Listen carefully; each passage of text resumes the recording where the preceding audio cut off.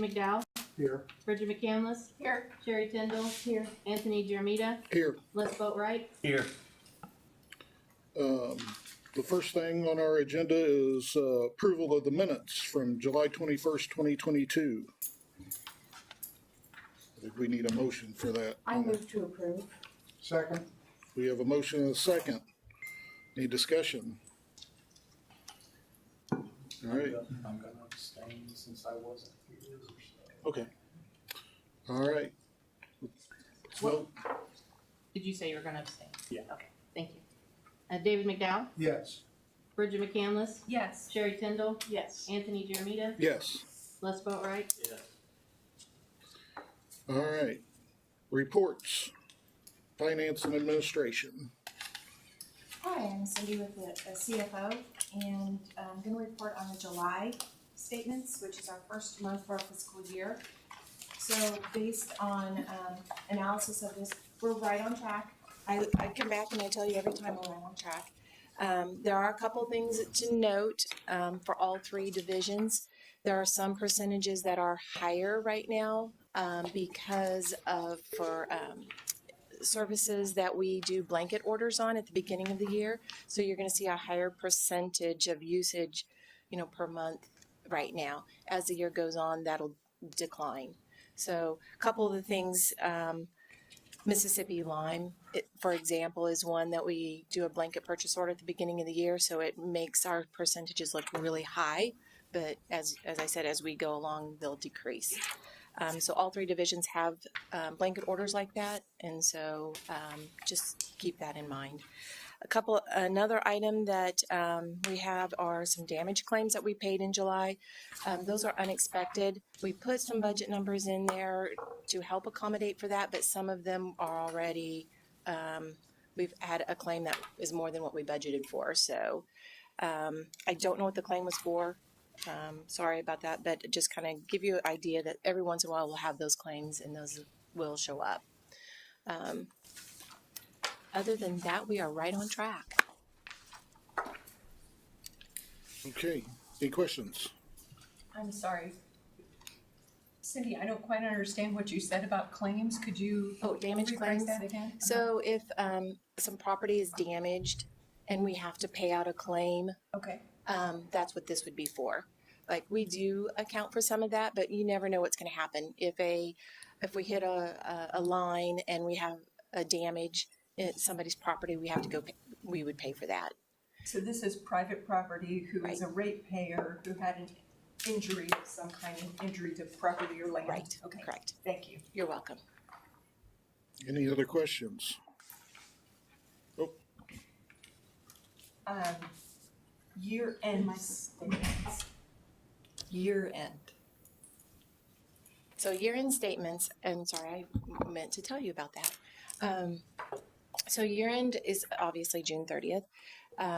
What we have online right now are the preliminary reports. The final reports, the audit reports, will not come out until December. So you won't see anything until the final numbers are in December. When the auditor comes, they're actually coming in next week. So we'll be doing audit work next week. We'll start having their adjusting entries to have final numbers come December. The reason it's so late is because we have loggers and OPEB liabilities don't come to us until November. So we can't do our final numbers until after those have been received from the state. But our preliminary losses are going to be around $9 million for this year. $9 million for, IPL, excuse me. I don't think it's going to be quite that much after we're all done. As I said, once the auditors are in next week, we'll have better idea of where we really stand after they come in, do their audit work, and give us adjusting entries. And at some point, we will get a report that says, We'll give you some revised numbers. Yes. right, we've had losses last year, we had losses this year. Okay. And looking at our trajectory, at what point are we going to have to make rate adjustments? Thank you. any other questions? Hearing none. All right. Municipal services. No formal report this month, but did want to again update you on the lime stabilization project. It was a very cool delivery. I was unfortunately out of town at the Public Works Expo, so I didn't get to see it. But the semi they brought our lime silo and our reactor vessel in on actually had to be lifted up with a crane and negotiated to make the turn. So it's on video. It was a cool process, but all of the pieces are finally here. So we're actually looking at finaling that project out at long last this November. So progress and an actual end in sight. So it's our most exciting thing in the sanitary world right now. Mr. Chair. Yes. For new members or people watching, could you just give a little summary of that project since it's been ongoing and this Yes. is thank you. So our previous historical process at the Rock Creek Treatment Plant to dispose of the last bit of sludge produced from the plant was incineration. Back in 2014, the EPA changed the guidelines and the requirements for incineration to where we had to either modify or replace our incinerator or pick a different treatment altogether. So all the studies that were done came back and said that land application was a more economical route to go. And then we just had to decide if it was going to be digestion, which is a process that like Johnson County wastewater uses, Los Angeles uses, or lime stabilization, which is actually the process that Little Blue Valley had put into place as well. So reports came back that pointed to lime stabilization. That's the route we went. It was roughly a $3.5 million project, which was the biggest single capital project we've had since the consent decree. So actually this Friday is another major step. We meet with a contractor to talk about the final disposal of those solids. So we are not getting in the land application business ourselves. We are going to contract that out. There are vendors that do that very specific thing. They will store your solids when it's not farming season and things like that. They find the farms to put the solids on, and they do all the reporting to all the governmental agencies. So once it leaves here, it's truly someone else's responsibility for reporting and maintaining and finding a home for permanently. So we have our first meeting with those vendors this Friday.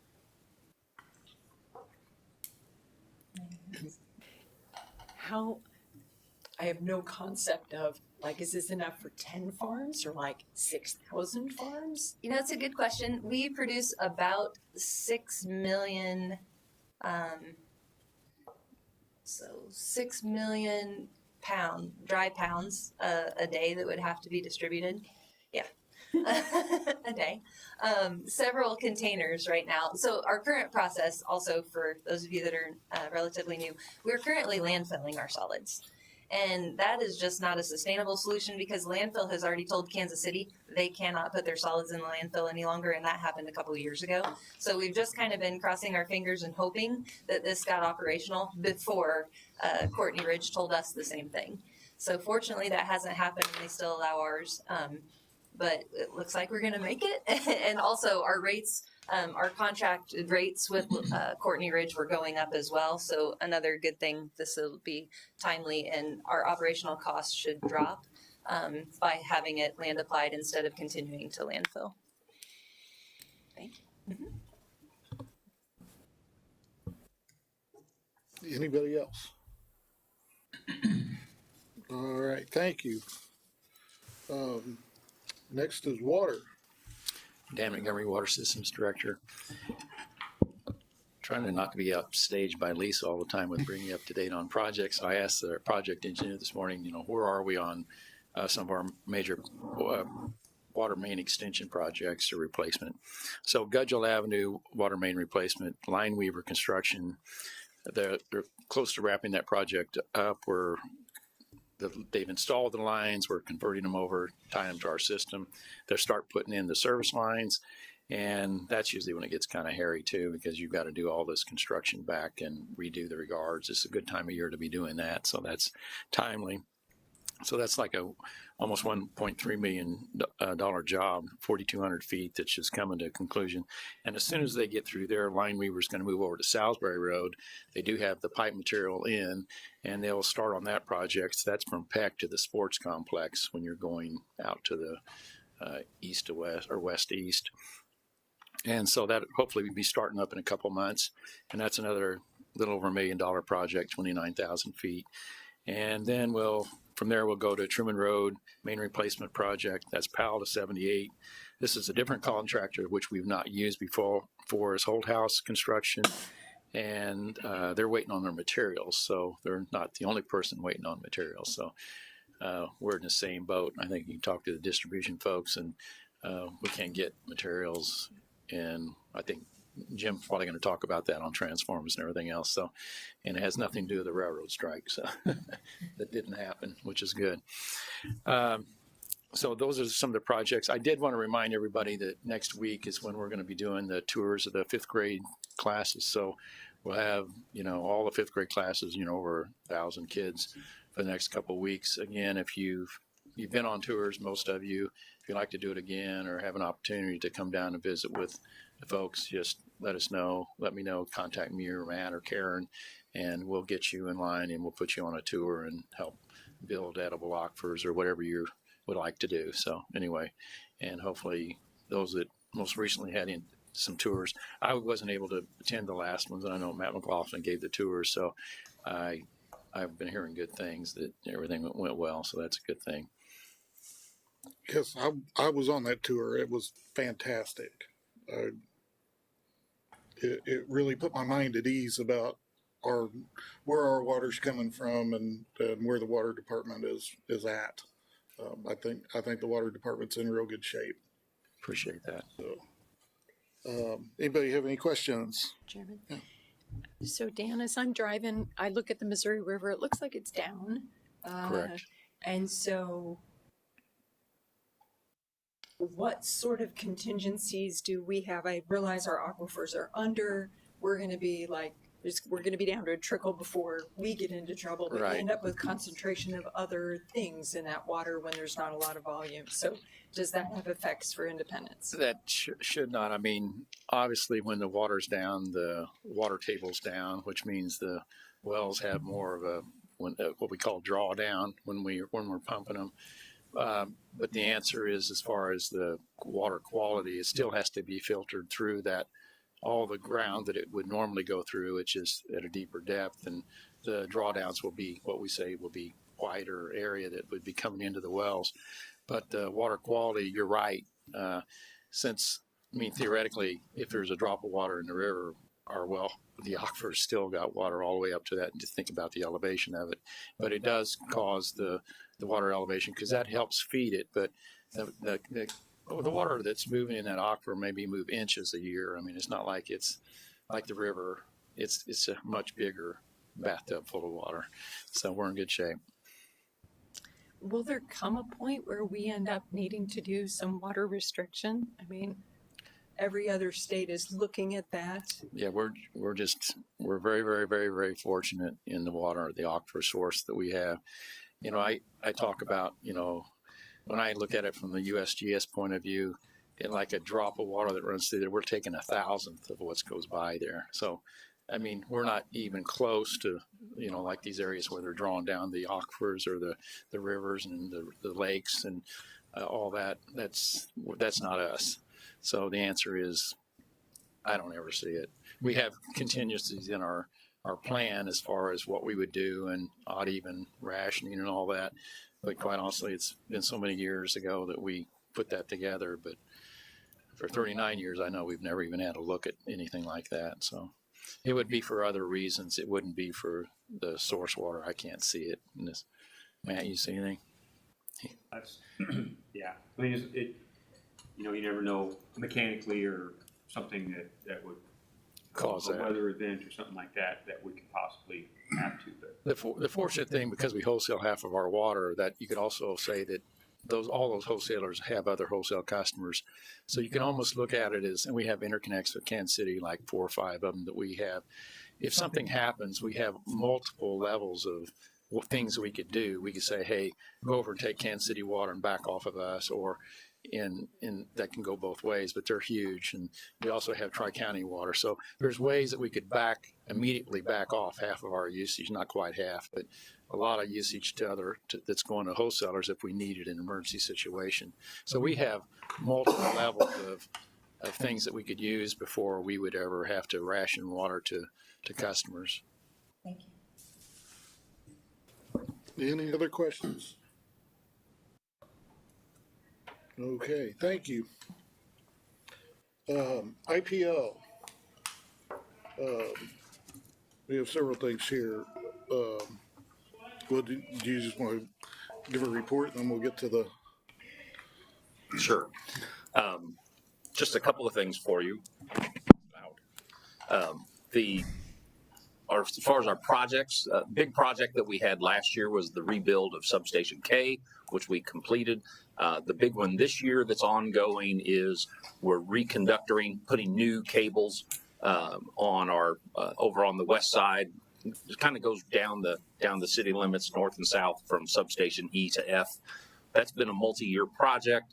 The last couple of years have been strained because of the rising costs, but the third and final phase of it, we're in the process of bidding now, and I'm happy to say that right now bids are coming in well under the doom and gloom estimate that we had put together last year getting ready for this. So hopefully some of that cost bubble is breaking a little bit in our favor, but we'll be putting out the contracts for that here probably in the next month or so, so that we can get that work continuing, and that'll be the final phase of that. The E to F line is a very important part of our network, distributes a lot of the energy up and down the west side of our system, so reconductoring that really helps us out with capabilities and being able to improve our distribution. We had a question that had come in several times about our solar farms, and are the solar farms just sitting there? What do they do? And we had one of the explanations we provided is that it's like having rooftop solar on your house. It reduces how much energy you have to take from us. Well, our solar farms kind of fill the same function between us and SPP. The more energy that's produced by the solar farm, the less we take from Southwest Power Pool. The problem historically has been we pay more for that energy than we would have paid for the same energy from Southwest Power Pool. The last 3 months, due to the rising costs across the country, we've actually saved money. Our solar farm has saved money over SPP costs for the last 3 months. So just one bright note there for the folks that are interested in the solar farm. Our combustion turbines are running throughout the summer. They were running just about every day. We were getting called on in the afternoon and into the evening. And for the fiscal year, starting July 1, for the fiscal year, so far above fuel costs, we've had a net of $500,000.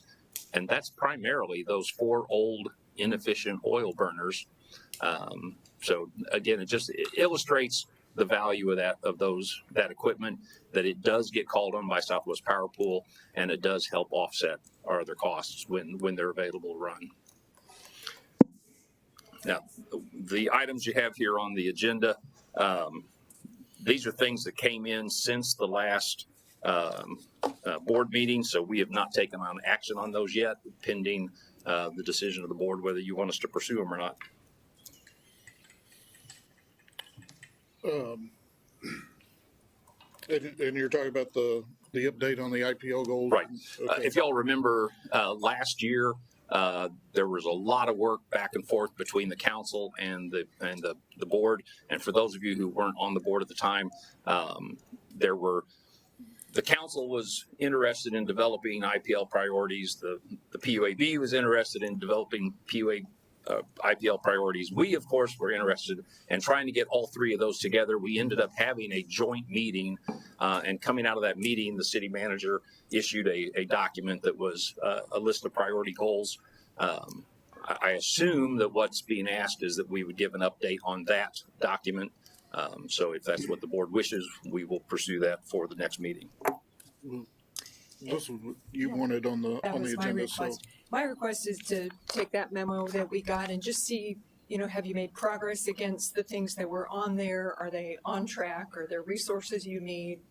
Just so that we can continue to keep ourselves accountable for the goals that we set together. Sure.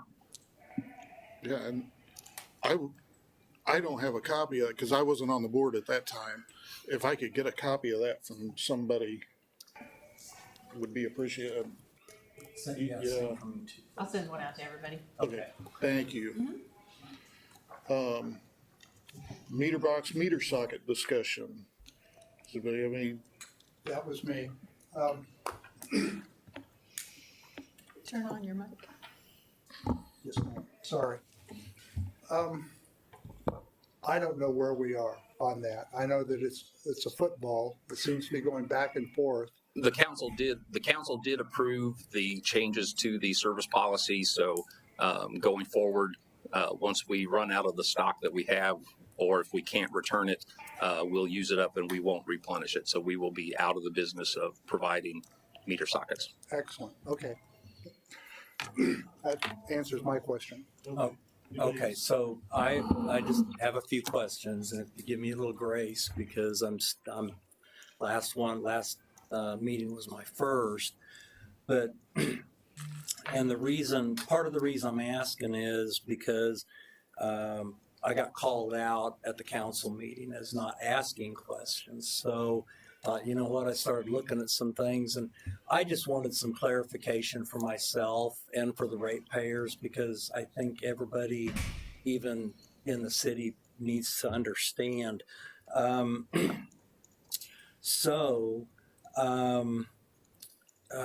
see.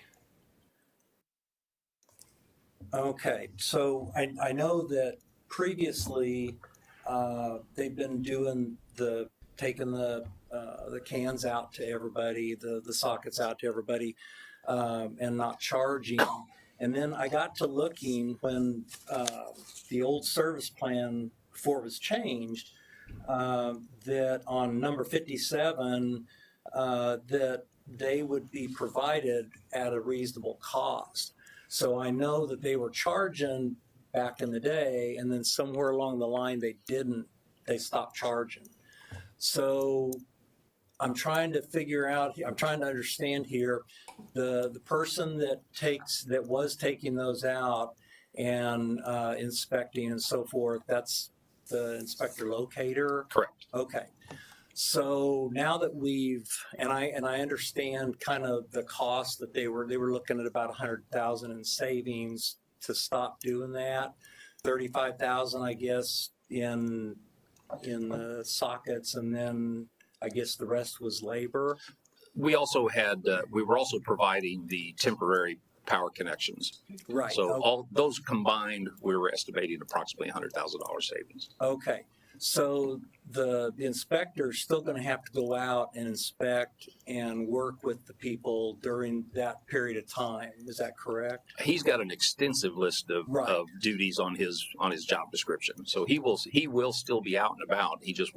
We won't have him delivering meter sockets out to different job sites. Okay. So that was on the first one, what I was trying to understand. If he's still going to be going out, then it looks to me like all we're saving then is the material costs, mostly. He won't have to be making trips back and forth from the warehouse, and we won't have to be managing that inventory. So there's a lot of different pieces involved in it, but we just feel it's a better business practice for us not to be doing that. Okay. They can get them from the various electric supply shops. Okay, and that was. Now that you said that was going to be another part of that. I did some calling around, and now I didn't call the supply houses, but I called Lowe's, Home Depot, and to check in on supply, and none of them have them. None of them have them, and they're not even expecting them in. So, and my understanding is that even Millbanks is multiple weeks behind. So I guess now we're putting that on the ratepayer, and it's going to be up to them to find their own. Is that right? Well, I would expect that they would go through whoever they hire as their electrical contractor, and the contractors have good relationships with the various supply sources. just like they do for all their other parts and pieces. Right. So that's who would be obtaining these. I suspect very few residents are licensed electricians that could do that on their own. Okay. So and was there a reason why we just didn't start charging again like we had been doing? Like it was written in there to charge for them? Again, the decision was we felt the best business practice was that we get out of that business and not have to worry about the inventory, not have to manage the inventory, not to have that part of our procurement process. Just leave that to the electric shops. Okay. So is aside from temporary, because that's what it sounds like it's been kind of geared toward, or temp services. So what happens with the home or the ratepayer if there's damage? If you can kind of let me in on what the process is, if there's damage through either storm to the meter socket or to fire in the house, who does that fall on to repair that? Just as it is now, it's on whoever they hire as a contractor. We don't do work past the meter. Okay. Okay. So if there's damage to the meter socket, then they hire an electrician and, okay. Yes, sir. All right. Okay.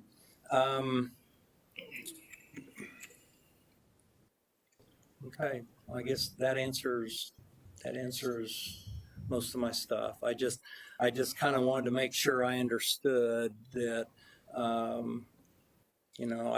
with the supply chain, I didn't know if that was going to affect the homeowner. And so when there's a storm, you just get it set temporary to get power to them, and then it's up to them to get their electrician to come out and finish everything. That'd be correct. Yeah. Okay.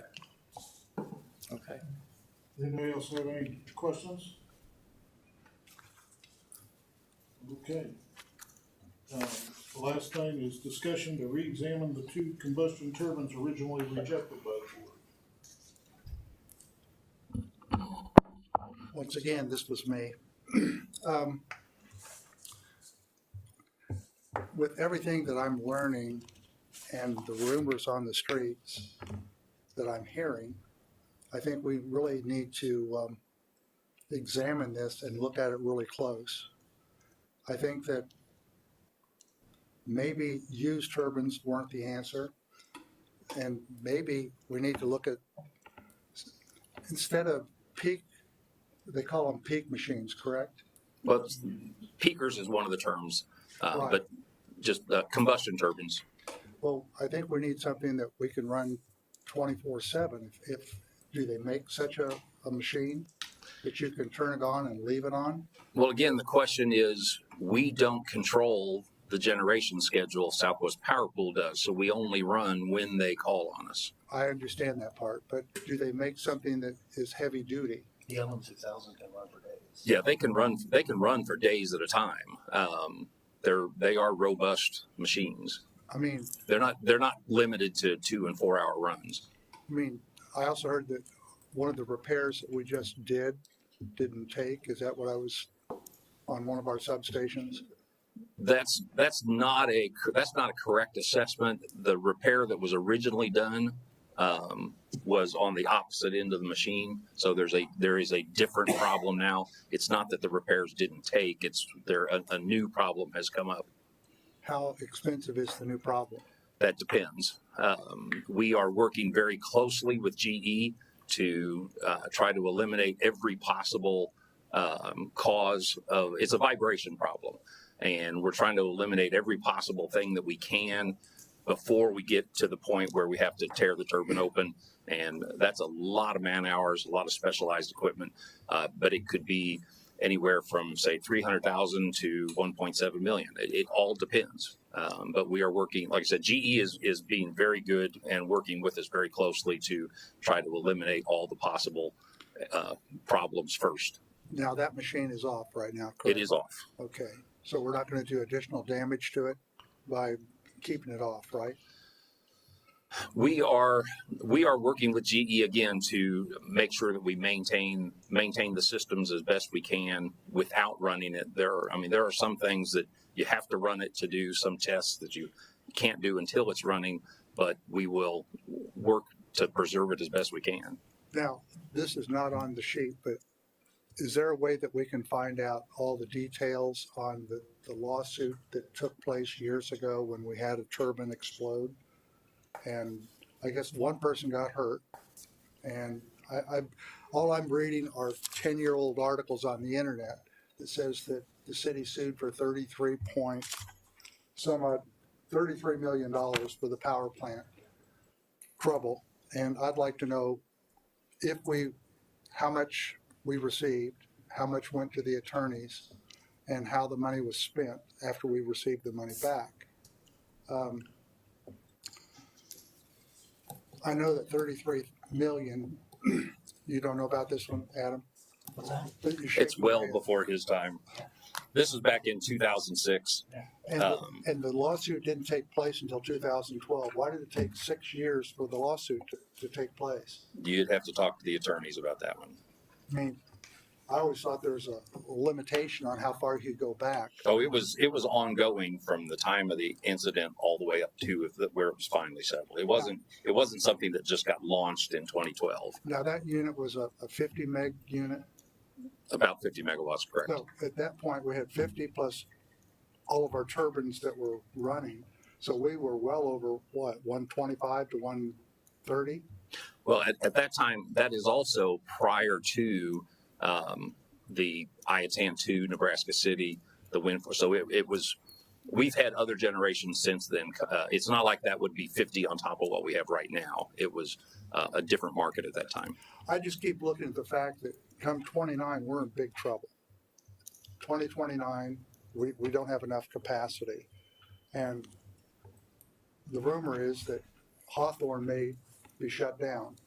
And if Hawthorne shut down, this is a golden opportunity for independents to not just generate electricity, but possibly make money with their electrical service. But we can't do it if we don't have all the pieces in place. I think that, and we're not going to answer it here in the next 20 minutes. I think what we need to do is we need to look at all the different pieces of the puzzle and give us some idea of what you think we can do. I mean, I know we've got a facility out there that has a couple turbines that are shut down, correct? At Blue Valley? Blue Valley has, that's where the 3 old boilers were. Okay, but are 2 of those turbine machines or not? They're all 3 steam turbines. They're steam turbines, so it's a different technology. Could it be, is it a possibility for 1 of those or 2 of those to be converted over to gas? The cost to repower those machines and come up with an alternate heat source, it would be even more expensive than what we're talking about for the proposal. I would like to look at those numbers personally, and I'd also like to, I don't want to put a Band-Aid out there. I don't want something that's just going to be a peak machine to satisfy SPP. I think we need something that we can make money with, because within probably 10 years, electricity is going to probably be double what we're paying for it now. When everybody has electric cars and there's a demand, the price is going to go up. The earlier we are in place, I think the better off we're going to be. That's just my feelings on that. But if you could come up with multiple plans we could look at, and if you don't have to wait to the following meeting. If you have the ideas, you're welcome to send them out as soon as you get them.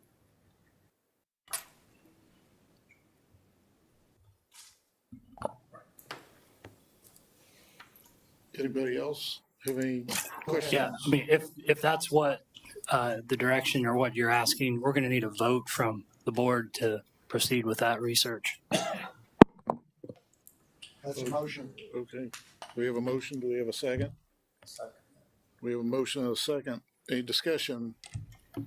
I have a discussion. I would like to ask how this motion differs from under upcoming items, development of future generation ongoing updates. Do you have a comment there? Yes, I do. I meant for Jim, like. It really wouldn't. Okay, because that's what I thought we were going to talk about next. So,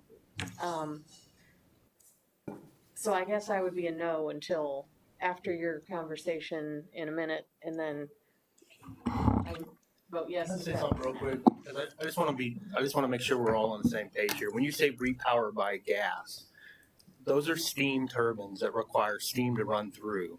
So we would need to rebuild or remanufacture the boilers to take gas to burn to create steam to power those turbines. You cannot just power them with gas.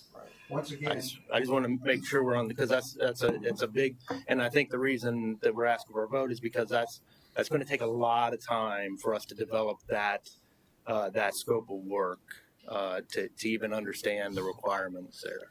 is there any place else in the country that's had the same problem, that's looked at it and had to make that choice? Yeah, and they got recips and combustion turbines. Well, I'm not aware of any utility that has turned a steam turbine into a gas turbine. so That's totally different technology. Yeah. can we use that location where those units are sitting to put gas turbines? That was part of the original proposal we put together earlier this year. See, I thought that the proposal that I was looking at was for putting units out in the parking lot. Well, it's the same electrical location. Well, I'm talking about the actual physical location where the boilers are sitting at. Would they fit in there, or would they be out in the parking lot? Parking lot. Or out in the property. But just for clarification, the key is that the transmission lines are there. So the reason that you would put it at that location, whether it's in the parking lot or elsewhere, is that you have a place to then run the electricity. Do I understand that correctly? Well, we could give you a tour of the old boiler plant, and you can see how there's parts and pieces spread about. So it's not as simple as taking this turbine generator set and now putting a whole new unit there, because we've got coal crushers, we've got pulverizers, we've got coal storage unit, we've got the boilers themselves, the water storage. All of those parts and pieces are what fill that building. You would have to do major demolition and reconfiguration to repurpose it to that degree, which is why people don't do it. Okay, thank you. Okay, anybody else? So I just want to be clear what we're asking them for. Would it be appropriate for me to withdraw my motion, since this is what Jim's going to do? Do you have a problem? No. We'll withdraw the motion. Okay, do we need to vote on that, or? Okay. All right. Anybody else have any comments or questions on this topic? Jim, on the different versions that you're going to give to us, can you try to hit it within $10 million of cost? I'm not sure what you're asking. We're talking about future generation. You gave us a price on used equipment, which I don't know if anyone else thinks this way, but here we're gonna get used equipment with a 1-year warranty, and we're gonna pay for it over 20 years. I would not buy anything that only gives me a 1-year warranty and I have to pay for it over 20 years. I think it's foolish. If we're gonna buy something, I think we ought to look at new. And that was also in the presentation that we made. The new ones were about 160 million, and they also had a 1-year warranty. The used ones, once again, let's talk about those used machines. Do we know where they came from? Who owned them? We would be given that information as we went into a contract with the provider. That would all be information that would develop as part of that process. I mean, right now we don't have a vendor sitting out there with a unit ready and waiting for us. We would have to enter into a contract and then procure the parts, and we would have I'm sure, I mean, I would have to look at the contract to see if we had veto power over if they tried to give us one that was in a swamp for 20 years versus out in the desert.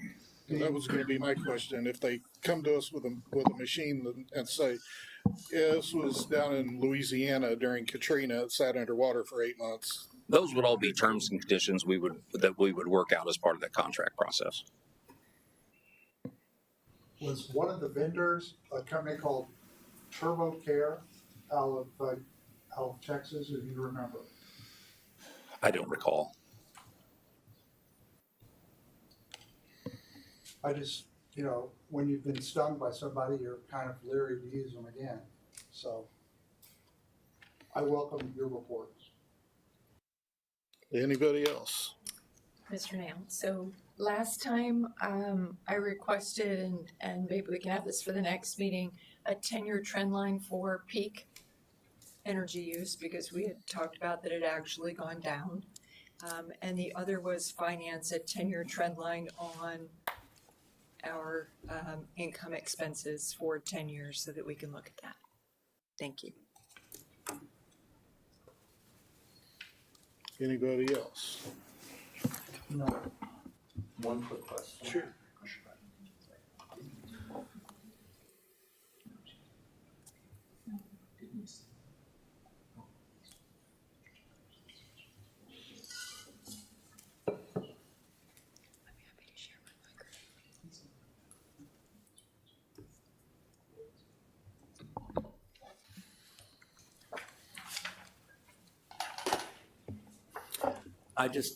Quick question.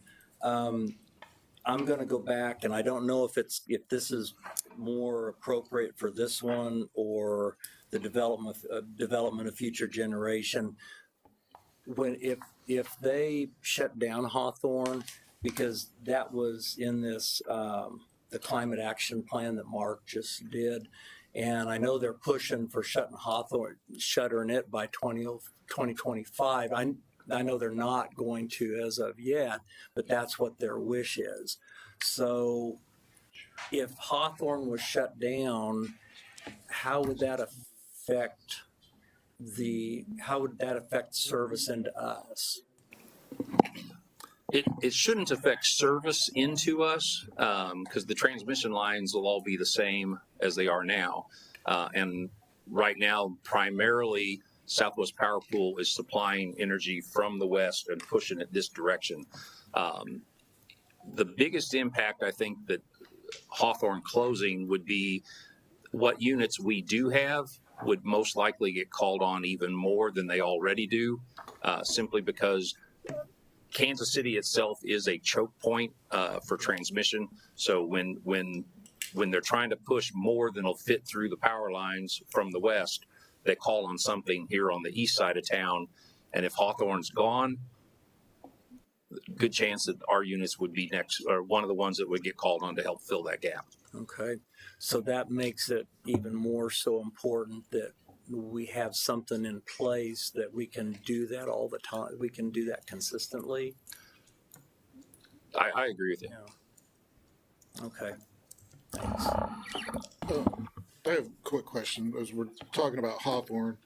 The estimate that you gave us on these turbines, was it 2.5 million you figured we would have made or we could expect to make?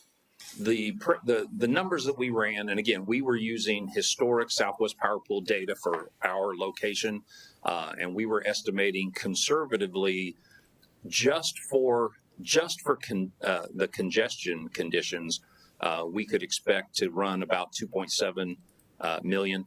That does not include other reasons that Southwest Power Pool calls on us to run. There's a number of other things that fit into their planning process that they would call on us. There's days we run that we really don't know why we're running. It doesn't seem to fit the climate, but conservatively we were estimating 2.7. We just did another analysis and estimated that if we had good efficient units, we would have already hit that number by the end of July. If they close Hawthorne, would you expect that number to go up? Yes. Considerably up? That depends. Depends on what else comes in to help fill that gap, because that vacuum is going to draw other systems are going to be looking at how they can also capitalize on that. Okay, thank you. Anybody else? Hearing none. Deputy City Manager. Just, Dr. McCandless, we'll send that report to you between now and the next meeting, and then we'll put it on the agenda, but we'll send it to the entire board. Thank you. We have that. We just failed to get that to you, so. Adam, I believe that was only sent up to council. Gotcha. Yeah, we'll get it to you. Okay. Anybody have any questions? Okay. Upcoming items. IPL Development of Future Generation, ongoing updates.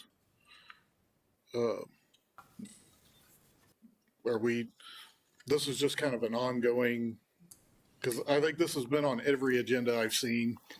It's very much a moving target, and as we continue to look at what options are out there and continue to assess what the market is and things that change that, like the Hawthorne discussion, we'll continue to update that, and when we have more information, we'll come back to the PUAB to continue that discussion. Okay, thank you. Mr. Chair, Yes, can I ask you a question? sure. So the upcoming items section is basically for things that somebody from the board has asked for, and it'll be at a later date normally. That one has been on there for quite a while because it's a big process and ongoing. And I'm not sure exactly where it's sitting right now, but it may be on there for quite some time to come. So I'll leave it up to you guys if you want to leave it on the upcoming items. I just left it on there so we would keep it on the radar to give you guys updates as it was going along, so. Does anybody have any discussion about that? I mean, I'm okay with leaving it on there because I think it's important. I think we should have it until we're at capacity, or have already made a purchase that hasn't been hooked up yet, but we're not there yet. So, but I did have one little comment. David just showed me that we were over 50% wind this morning on his readout when he glanced at the Southwest Power Pool production, and hearing that our solar is actually competitive this summer.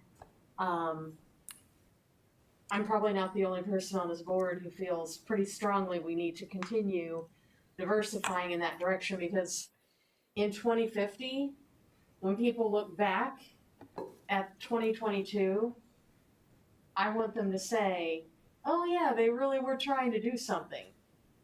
Because the more we ruin our capacity to cool this planet, our homes and everything else, the more energy we will need to make at that time. So if our average temperature in the summer goes up to 120 in this community by that time, which is entirely possible, I want them to have air conditioning that doesn't make it actually worse. So that's something that I realize is a different kind of pressure than you're on in, the rest of your job, but at least one person needs to speak for every teenager in the 2 high schools on this, in this community. They are talking about it daily. They are thinking about it, and they're going to be the people who carry the baton forward at that time. So I want to hand them something that shows we tried. I appreciate it. Okay. The other upcoming item is Finance and Administration, go over details of the financials. And that brings us to board member comments. Any board members have any comments they would like to make? I was just going to say, Sherry, I totally agree with you. We have to look at every single possible avenue, and I look at that all the time. I've got it on the machine here. In fact, I can just, I take it back. I don't have a city login, so I can't look at it. But I look at it at home probably 4 or 5 times a day. Mm-hmm. I'm astounded how much wind we generate in our little 13-state association. Mm-hmm. It's encouraging to me. Mm-hmm. And I know we're talking about building a natural gas facility. I know that gas will eventually get cheaper, once people start driving electric cars, it'll all balance out. So we might want to run that thing on gasoline instead of natural gas. But we need to look at every single avenue. I have people tell me, why aren't you buying more of dogwood? I don't know the story on dogwood.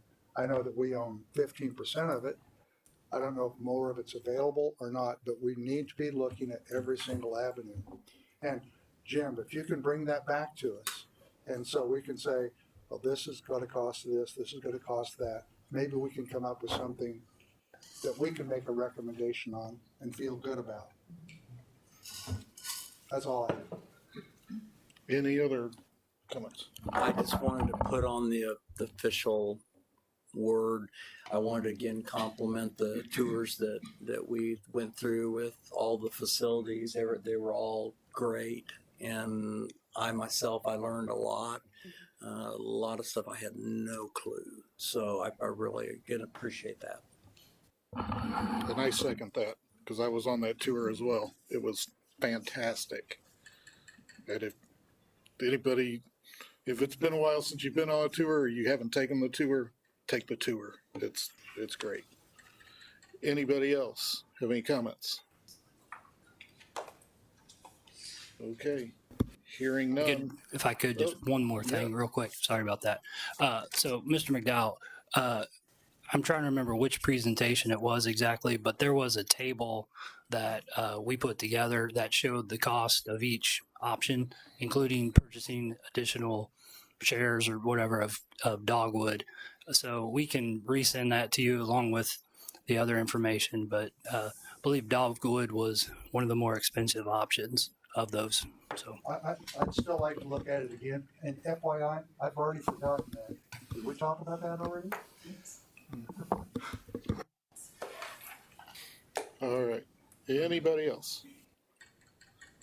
Hearing none, I believe we're adjourned. Another senior moment.